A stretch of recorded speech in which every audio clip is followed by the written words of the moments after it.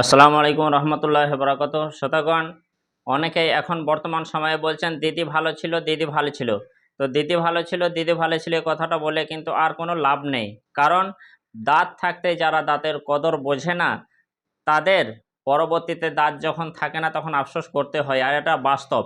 কারণ প্রধানত যে কারণে যারা বলছে দিদি ভালো ছিল, দিদি ভালো ছিল, তাদের কারণটা আমি বলে দিই। মানুষ যখন স্বার্থে জড়িত থাকে, মানুষ যখন স্বার্থ লাভ করে তখন কিন্তু এ কথা বলে না, কিন্তু স্বার্থ থেকে যখন বঞ্চিত হয়, যখন উপকৃত হওয়া থেকে বঞ্চিত হয়, সেই সময়ে এরকম কথা বলতে বাধ্য হয়। তো আমি তাদেরকে বলে রাখবো যে দিদি ভালো ছিল, দিদি ভালো ছিল এ কথা যারা বলে, এখন আপাতত 5 বছর বলে কোনো লাভ হবে না।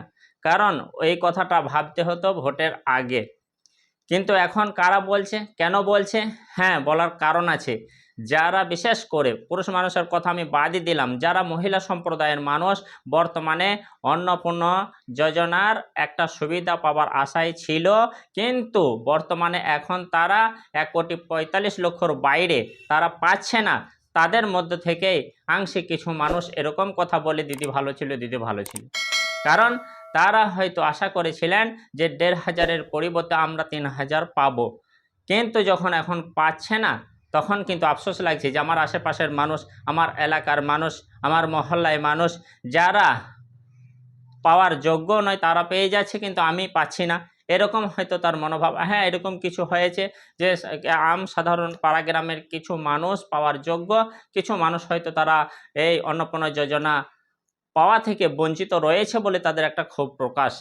কিন্তু তারা অন্নপূর্ণা টাকা পায়নি, লক্ষ্মী ভাণ্ডার পেয়েছে, যে কারণে এখন ক্ষোভ হচ্ছে যে হাই 5 বছর তো আমি আর অন্নপূর্ণা পাবো না, তাই নাকি? যে কারণে দিদি ভালো ছিল, দিদি ভালো ছিল কথাটা বলতে বাধ্য হচ্ছে। আমি বলে রাখি, দিদি ভালো ছিল, দিদি ভালো ছিল না খারাপ ছিল সেটা ব্যক্তিগত, মানুষের কাছে নিজের নিজের মত আছে, তাদের কাছে বলবে। একটা মানুষ কিন্তু সব মানুষের কাছে ভালো হয় না। ভারতবর্ষের যে কোনো মানুষকেই আপনি তুলে ধরবেন না কেন, হয়তো দেখা যাবে 50-50 মানুষ আছে, 50 মানুষ বলবে ভালো, অর্ধেক মানুষ বলবে খারাপ। আবার হয়তো এমন কিছু মানুষ আছে যে তাকে হয়তো 75% মানুষ বলবে ভালো, 25% মানুষ খারাপ। এমনকি হয়তো কিছু মানুষ আছে 90% মানুষ বলবে ভালো, 10% বলবে খারাপ। কিন্তু একটা মানুষ এমন কোনো নেই বর্তমান সময়ে যাকে মানুষ সাধারণত ভালো হলেও যে 100% মানুষ ভালো বলবে তা নয়।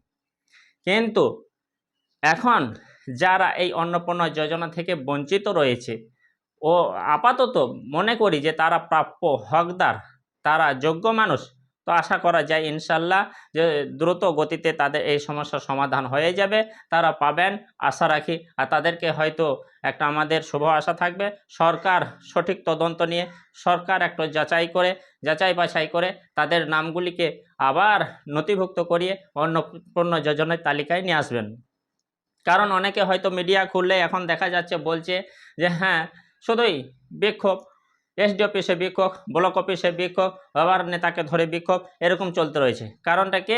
যে আমরা অন্য কোনো যোজনা পাচ্ছি না। স্বামী চাকরি করছে, তার স্ত্রী পাচ্ছে, দোতলা পাকা বাড়ি সে পাচ্ছে, গাড়ি আছে বাড়ি আছে পাচ্ছে, মোটা টাকা ইনকাম সে পাচ্ছে, কিন্তু আমি গরিব, আমার পাকা বাড়ি নেই, আমার গাড়ি বাড়ি নেই, কিন্তু আমার অল্প ইনকাম কিন্তু পাচ্ছি না। হ্যাঁ, এরকম কিছু থাকতেও পারে। যারা পাড়াগ্রামের মানুষ তারা আপনি বুঝে নেবেন, যে ভিডিওটি দেখছেন আপনার লোকালে এলাকায় হয়তো থাকতে পারে, পাড়াগ্রামে থাকতে পারে, আপনার রিলেটিভের মধ্যে পরিচিতর মধ্যে কেউ থাকতে পারে যে হয়তো সে প্রাপ্য হকদার কিন্তু বঞ্চিত হয়েছে। তো আশা রাখি সে দ্রুত গতিতে সমস্যার সমাধানটা হয়ে যাবে।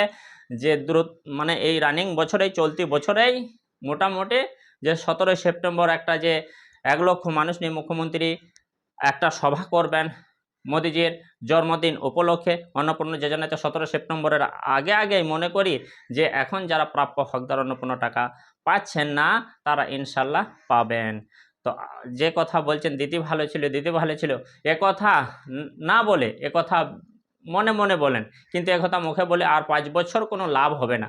আপাতত একটাই সমস্যা সমাধান, যে রাস্তায় গেলে যা করলে যে আমরা অন্নপূর্ণা টাকাটা পাবো সেই দিকে আমাদের খেয়াল করতে হবে।